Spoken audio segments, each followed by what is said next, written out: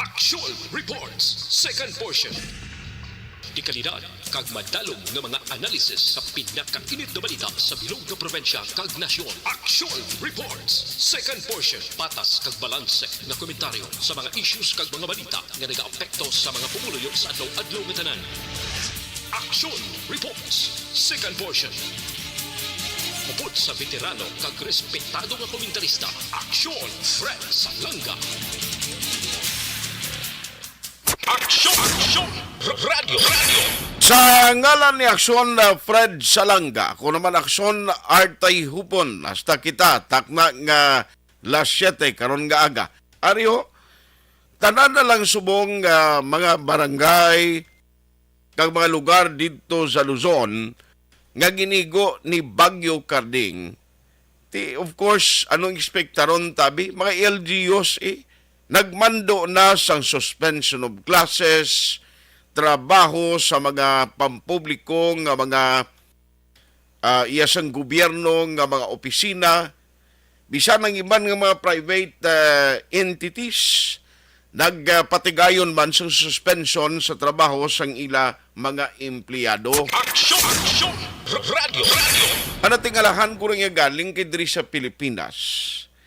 Ang disaster, ang bagyo, no? Hindi ginaton malikawan every year, ginaigo kita sang hindi magnubo sa 20 ka mga bagyo, kang ina masami naton nga gina-eksperyensyahan o na-eksperyensyahan. Action! Radio!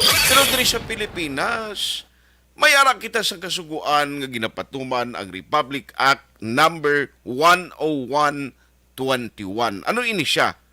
Ang Republic Act number 10121 nga ginpermahan sang 14th Congress sadtong 27 sang July 2009.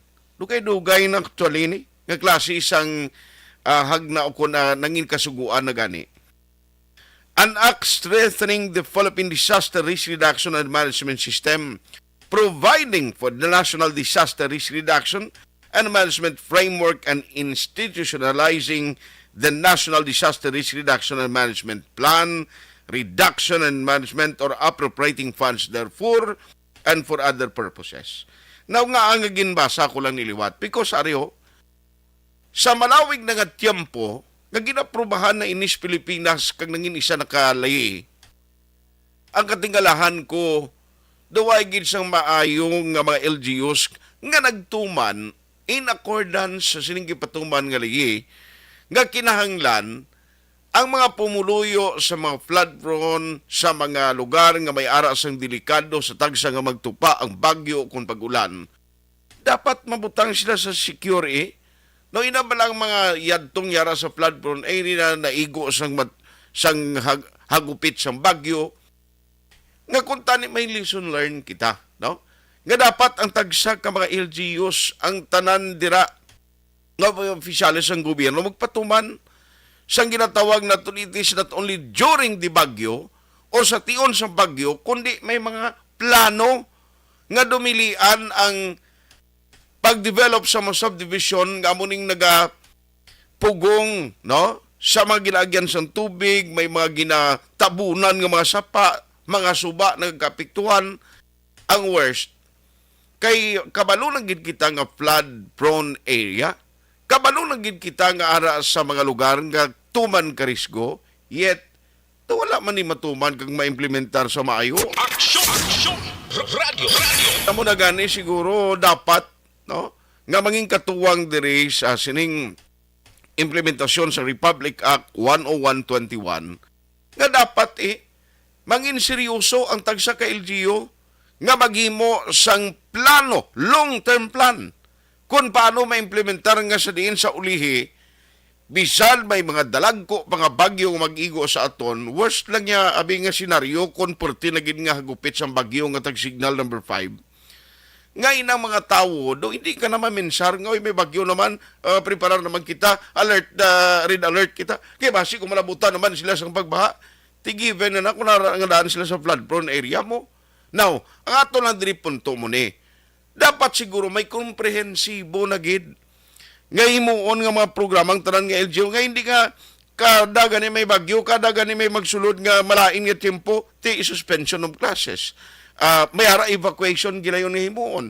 Preventive man o kon during nagid siyang grabe nga pagtupa sang baha. Ti magamuna permi atrasado No, kag bisan may ara pa sang kasuguan nga nagapatuman, hindi ta makita no nga may ara sang konkreto nga ginahimo ang gobyerno naton both in national and local nga may ara sang solusyon nga hindi na matabo pa sa ulihi nga may ara sa mga tao nga masami nagakapektuhan sang ginatawag naton nga evacuation. Aksyon! Radio! Hindi na may diferensya sini, no? Ang sa national government o sa local, for me, duhagin sila. Nga dapat amo ni ang magpatuman sa gusto in terms of preparedness, in terms of mga comprehensive plan, paano ipatuman nga mga tao nga ra sa mga lugar masami ginaba, pwede nga ipamtang sa mga lugar nga mataas nga hindi delikado. Amulo na, no? Pero ti subong bukbudlay, ang mga tao kada nga naibaha, labot ang tanan mo nga mga ginpangtago, tanan mga pagkabutang, gakaanod, ang worst yung kaisa may nagkakapatay pa. Aksyon! Radio! So kabay pa magaserbi ni tani, no, ang eleksyon sa tanan nato ng mga opisyales, both in national and local, nga dapat hindi lahog ang pagpatuman sa Republic Act number 10121 kay kompleto na gid man aktualing kaundan nimo. O ti kabay pa no nga hindi na kita makabati sa ulihi nga may maapektuhan o kon may mga tao pa nga nagakalamatay kag bangod nga wala man mabatuman ini nga kasuguan. Ang guwa bala may kasuguan pero nagakatulog. Alas 6:48. Aksyon! Radio! Pag champion ang ginamit mo, may pagkakataon kang maging milyonaryo. Champion na! Milyonaryo pa! Ilagay sa isang papel ang iyong name, age, address, phone number at pirmahan. Ilagay sa isang white legal-sized envelope at lakipan ng alinman sa mga required proof of purchase. Kasama dito ang tamang bilang ng empty sachets, wrappers at mga pouch ng Champion Superpower Detergent at Champion Antibacterial Fabricon. Sa labas ng envelope, ilagay ang promo title, ang POP na ginamit at MBC station na yung pinakikinggan. At ihulog ang iyong entries sa mga drop boxes na makikita sa iyong mga favorite MBC radio stations. Mas maraming entries, mas malaki ang chance mong manalo. Mamimigay kami ng 1 million pesos sa ating grand draw at libo-libong piso pa in cash sa mga weekly draws na magaganap sa mga MBC radio stations nationwide. Champion na! Milyonaryo pa! Champion, tapat po sa inyo! Brought to you by Champion Supra Power Detergent with X-Stain Technology at Champion Antibacterial Fabric Conditioner. Hi, ako si Boy Duran, kaya I've been with Action Radio for almost mga 27 years. I'm Action Artay Kupon, anchorman of Action Hotline program. I've been in Action Radio for more than 15 years. Hi everyone, I'm Wilma Antopina Sugaton. They call me Tito Wilma.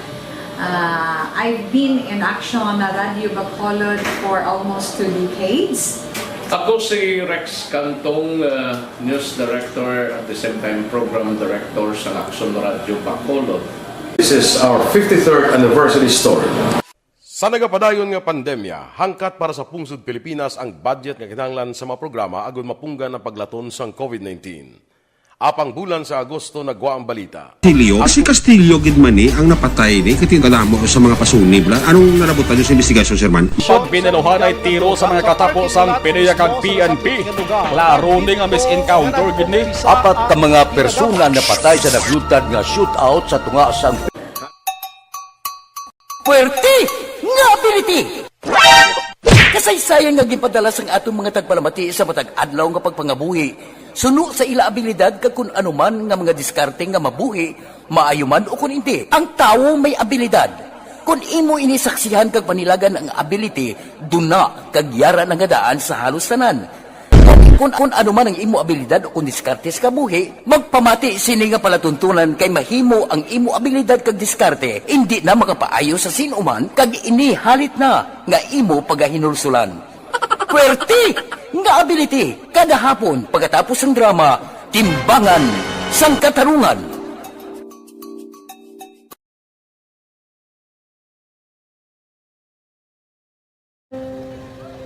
Kung sana, ano nang nahuya, ako makulang.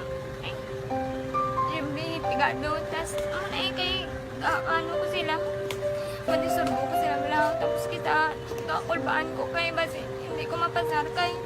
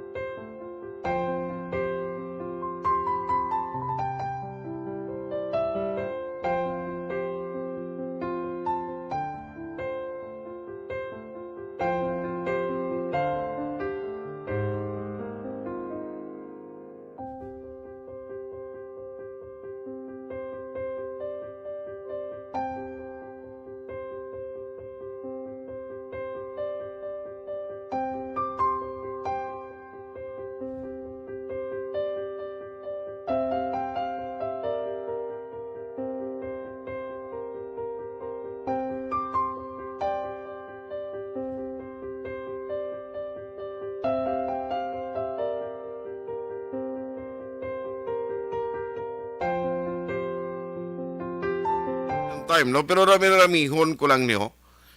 Are pilan lang katulog, maskarana, no? Bali 1, 2, 3, 4. Kahapon may na-recover naman sa bread port nga 1 million pesos nga value sang shabu. Ariya pa kadto, ang tingalan ko iniya matabok pa kadto to naman sa Iloilo. Butang balon, ari na digli ang stock sa ato nakasulod sa Metro Bacolod. Aksyon! Radio! Wala na gid yung tatno. Grabe gini ang problema sa illegal nga droga. No, hindi gid mabangbang. Damo gid idea gyapon ang mga sindikato kung paano mapasulod ini diri sa probinsya. Kag sulod sa Bacolod. Ti ari ho may guts gani, may gani kay na intercept ina sa bayin sa bread ko. Now, kabay pa sining nga maskara. Why nang tani sang kinilo na nga shabu, ngari din nakasulod sa Bacolod. Kag kumayara gidman kabay pa ma-intercept kag liwat ini nga magkaradakpan ang nagpasulod diri sang illegal nga droga agod maka-iban no sa supply sa tion sa Maskara Festival. Aksyon! Radio! Kay ti super maskarang gina-expecta nimo. Super maskara karon kuno gamuludlat ang mga kalimutaw sang tao sang lagaw di kay perting higop gali sang shabu. Kundi delikado naman, no? Sigurado damo naman ng mga activities nga illegal nga magkalanabo da. Grabe no? Kung hindi pa ni ma-intercept sa mga otoridad, bakon mo pati yung taga-Iloilo tumalitan pa, kag diri masamig na paagi sa aton. Uy, grabe ang agats. Aksyon! Radio! Kaya mo na sa siling ko dapat kunon pagini, strict yun pagig kag dapat ang aton mga authorities not only the PDEA and the police ang magtutok diri nga sign sa Drug Enforcement Unit. Dapat siling ko ini nga problema hindi niya masulbar by the Law Enforcement Unit alone, by the LGU alone. Dapat may partisipasyon gid sang pumuluyo o kon publiko, especially ang mga nagahigop sang shabu. Aksyon! As long nga ining illegal drugs, may aras sa nagagamit, may nagabakal, believe you me, hindi ini masulbar. Alas 6:55. Mga trabaho kasubong sa construction worker, taxi driver, kargador sa merkado, mangingisda o kung sa opisina, kinahanglan mo sa kabuhi. Barangay 684. Drama komedya nga nagatalakay sa mga hitabo sa kabuhi. Isyu politikal, siyensya, kag kinaugali sa surut kag guwa sang pungsod Pilipinas. Oh my God! Wow! Ang mga tagpalamati, magkakadlaw sa pagbabati paagi sa kalaglawan ng mga characters kag mga eksena sa atong drama komedya nga mahimo nagakatabo sa ila kasilingan, kapitan, mayor, congressman, senador kag presidente man nga makahatag kalingawan sa matag adlaw nga tanan. Gunggong! Barinig kita sa mukha eh! Barangay Anuman nga oras kag tion, posible nga magluntad ang aksidente sa dalanon.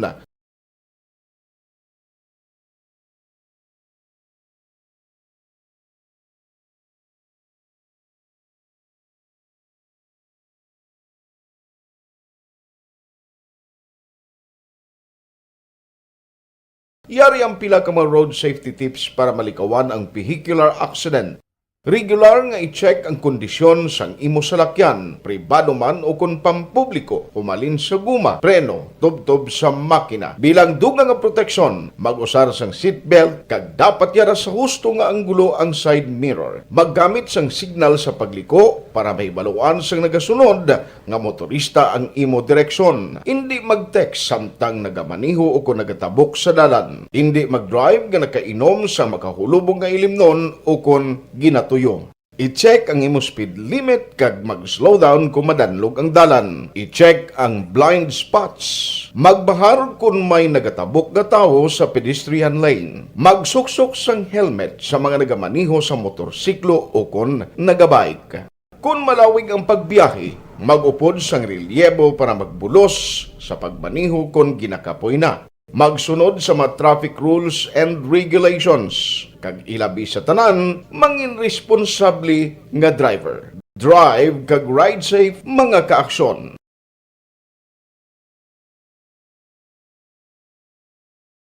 Ikaw bala nagahuragaw kung magtulog? Ari may mga pamaagi para nga malikawan o kung madula ang imo paghuragok sa tion sang imo katulugon. Ang paghuragok o kung snoring, isa ina ka sleeping order. Sa diin, nagakasupnan ang pag-ilig sang hangin sa inyo pagtulog nga nagaresulta sang vibration. Una, pataason o kung i-elevate ang imo ulunan. Kinahanglan nga mataas jutay ang imo ulo para nga maayo ang pag-ilig sang hangin nga nagasulod sa imo tutunlan. Ikaduha, magtulog nga nagatakilid. Isa ina ka maayo nga pamaagi para nga mangin maayo ang pressure sang inyo tutunlan. Ikatatlo, gamit ikaw sang peppermint oil. Ang peppermint oil ang epektibo para madula ang pagpalamanog sang imo tutunlan kag sa ilong. Isa ina ka anti-inflammatory para mapatawhay ang imo paginhawa. Ikaapat, steam inhalation. Isa ka solusyon dira amo ang paghaklo sang aso para nga magtawhay ang imo pamatyagan. Ikalima, honey. Ang honey nagaangkon man sang anti-inflammatory properties. Mahimo ni nga pamag-anon ang aton pamatyagan sa tutunlan. Ginadissolve niya ang mga nagasupon sa tutunlan. Inom lang sang isa ka kutsara nga honey antes magtulog. O kung hindi gani, i-mix class sa mainit o kung malabaab nga gatas. Ikaanong, mag-lose weight. Ang katambok o kung hindi gani ang pag-angkon sang sobrang kabugaton, makaapekto man sa paghuragok. Ang sobra nga katambukon sa liog nagaresulta sang pagsupon sang hangin sa aton tutunlan. Pila lamang sa mga pamaagi para ang paghuragok sa aton katulugon malikawan o kon madula.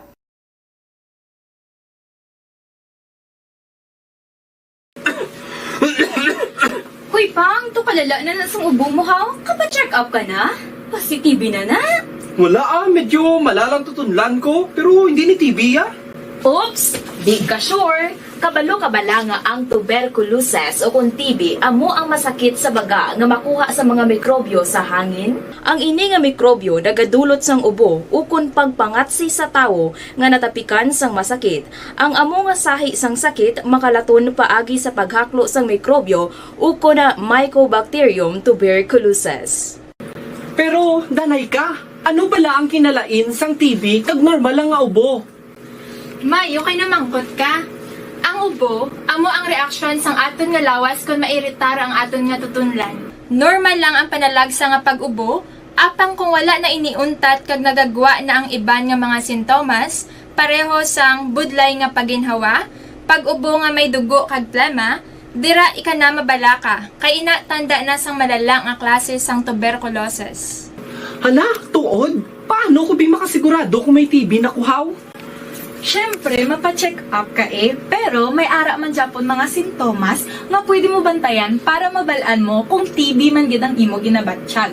May ara duwa ka klase sang TB, ang latent kag active nga TB. Ta latent TB may ara ka TB infection pero hindi aktibo ang bakterya sa imo lawas kag wala mga sintomas.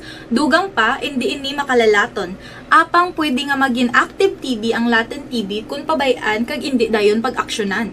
Ang active TB naman o kung TB disease, amo ang klase sang TB nga makalalaton. Ari ang mga sintomas kung may ara ka active TB. Sobra 3 ka semana nga pag-ubo, gaubo, dugo, kag plemas, gapalanakit nga dughan kung mag-ubo kag maginhawa, gahilanat, gapalangurog, gapamalhas kung gabi, kag wala gana magkaon. Pwede man maapektuhan ng iban nga parte sang aton lawas, ang aton nga kidneys, spine, kag ang aton nga utok. Pero hindi ko kabalaka Kay bisan pagalakta ang TB kaangay sang kataro kag tangkaso, hindi inituman nga makalalaton None is better than cure, gidya. Speaking of prevention, damo ka pwede himuon para malikawan ang ginatawag na TB disease. Kung ikaw may yara infection o kung na-expose sa tao nga may infection, pwede ka gidya ka pa-check up kag kapareseta sa imo doktor. Dugang pa, ang mga tao nga masami kag hapos malatnan sang TB disease, amo ang mga masunod. Mga may HIV infection, mga nagakaagilatnan sang TB, mga nagagamit illegal nga droga, mga lapsag kag mga kabataan, mga tigulang kag mga may masakit pareho sang diabetes, pila kasahi isang cancer, kag syempre mga malnourished. Sugod subong, magahalong nagid kuya.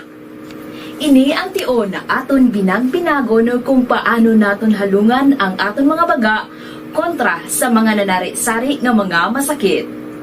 Halin sa amon tanan, ululupod kita sa pagsaulog sang National Lung Month. Mga kaaksyon, pangangan, TB aksyonan. Panibag-o nga masakit ang nagatuga sang pagkaalarma sa bilog nga kalibutan.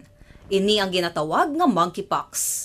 Ang monkeypox isa kasahi sang masakit nga dala sang monkeypox virus nga mahimo makalaton halin sa sapat pakadto sa tawo o kon paglatunay sa mga tawo. Tiyempo ang nagahulat-hulat bala sa update naton sa weather karon lang sa action hotline, okay? Para may komprensibo ka makuhaan naton update gikan sa PDMP. Alas 7:04 na. Aksyon! Radio! Why na ta tiyempo sa mga nagpadala mensahe karon na lang sa Action Hotline, bawi lang ko sa inyo sa pagbasa sa mga mensahe ninyo. Sa ngalan ni Action Fred Salanga, ako naman Action Artay Hupon, thank you for joining the show. Una sa balita, una sa Action, sa Bacolod Action Radio.